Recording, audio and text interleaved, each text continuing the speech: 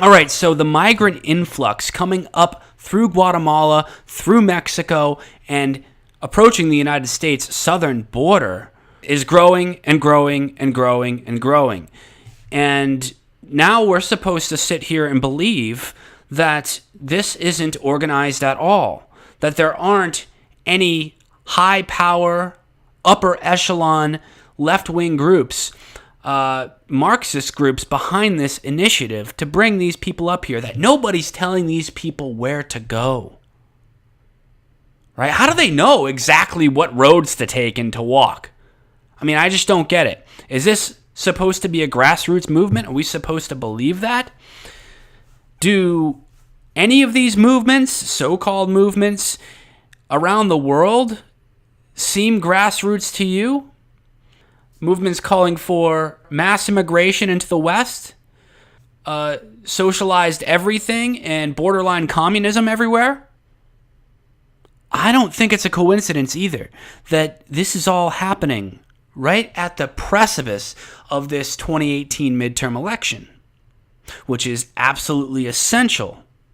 Midterms are actually more important than the presidential election. You know, everyone wants to talk about presidential election, this and that, every 4 years, and how it gets all this media attention and even pop culture attention.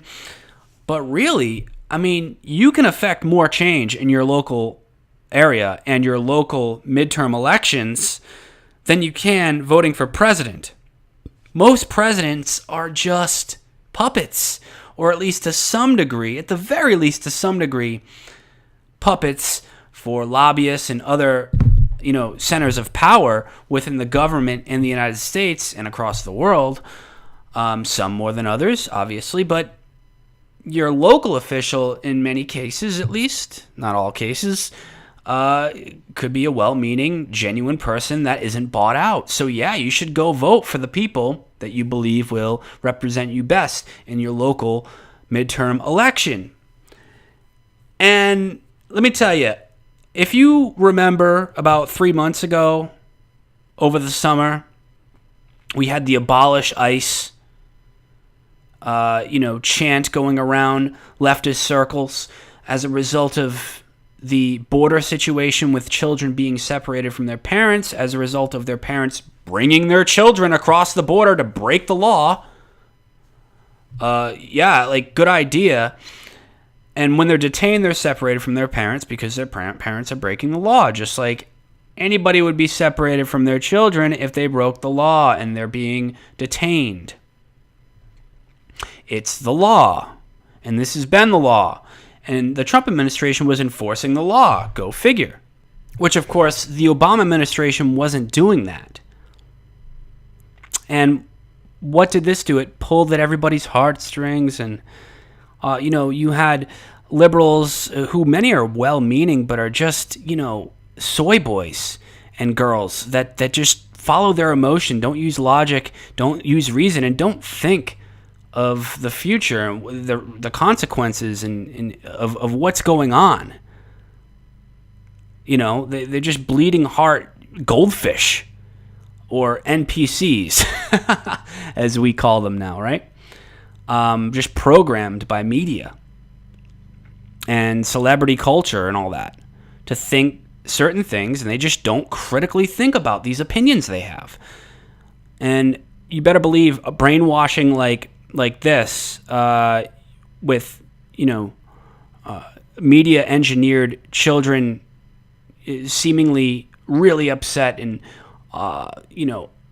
being taken away from their parents, and all these sob stories of, oh, we're hungry and this and that and the other because of being detained at the border. Yeah, that's going to cause the left to go out there and vote in 2018, but now people's attention spans are so short that they already forgot about all that. I mean, I was like 3 months ago, man. Come on.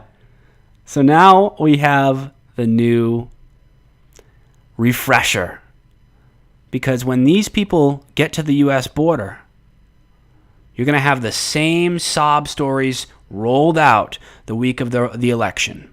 That's my prediction. Now, that's the intention behind this, I believe. That doesn't mean it's all going to go their way and it's going to work. It is possible there could be some backroom deals cut between Mexican authorities and, border security oriented officials that understand that we do need a secure border.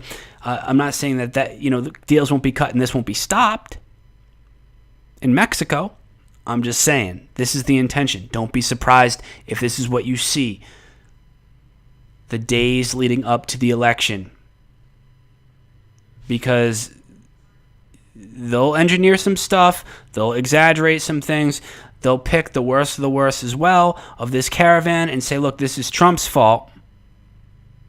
This is the conservatives' fault. Of course, when I say the conservatives, I don't mean the neocons. Please don't get that confused.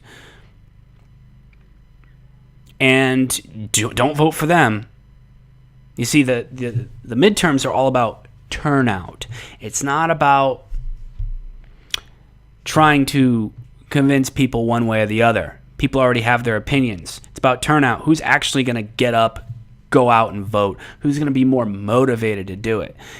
That's what the midterms are all about when you study political science. It's not about convincing people, changing their minds. It's about getting them motivated to actually get up and go vote. Whoever's more motivated, that tends to be the ideology, the political faction that wins. So, I don't think it's a coincidence. I don't know about you.